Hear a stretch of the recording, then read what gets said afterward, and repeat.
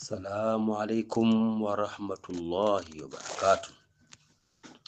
Alhamdulillahi alladhi ashrafa wassalatu wassalamu ala almustafa wa ala alihi kirami shurafa.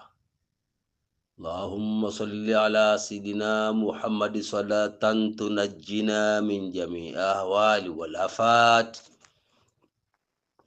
وتقضي لنا بها من جميع الحاجات وتغفرنا بها من جميع السيئات ترفعنا بها عندك على الدرجات وتبلغنا بها أقصى الغايات من جميع خيرات في الحياة وبعد الممات يا ولي الحسنات ويا رب الأرض والسماوات اجعل من أمرنا فرجا ومخرجا ala arju ahada siwaka ya arhamar rahimin. Leo hii tunaingia kwenye makalati zetu, na leo tunaingia makala ambayo ya kufungua vifungo vya asili vya mizimu, mikuri, vifiregobe, vimgazaruguru na yale majini machafu yote ambayo yanasumbua watu. Kwanza utachukua nazi tatu. Utachukua nazi tatu, utachukua mchanga wa njia panda 7. Utachanganya na dawa zifatazo ule mchanga. Utachukua dawa inaitwa kiapo. Utachanganya na dawa inaitwa msigi. Utachanganya na dawa inaitwa msaka uchawi.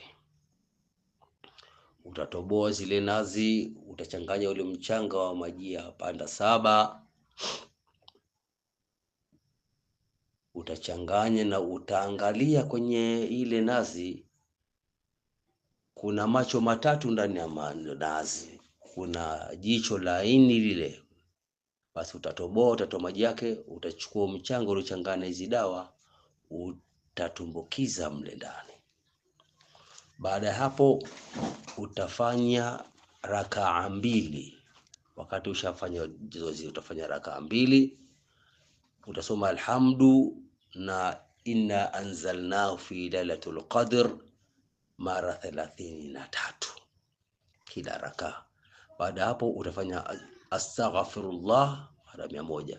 Kisha utafanya salatu ala nabi Allahumma salli ala Muhammad wa ala Muhammad mara 1111. Baada ya kumaliza salatu ala nabi utakuja Allahu hayyu qayyum mara 1111. Kisha utakuja ya wahabu ya karim mara 1111. Kisha utakuja ya fatahu ya razaku 1111.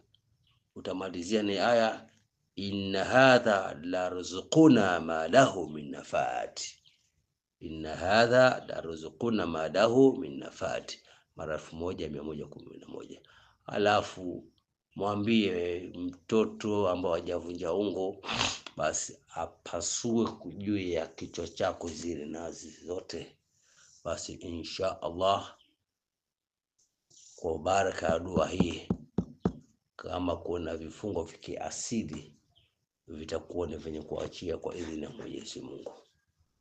Na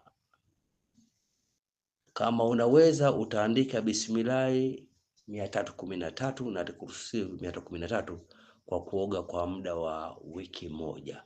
Hapo hata kama una gundu umefungika, kwa idhini ya Allah subhanahu wa ta'ala utakuwa umefungika. Utakuwa umefunguliwa, vifungo vyote vitakuwa havipo tena.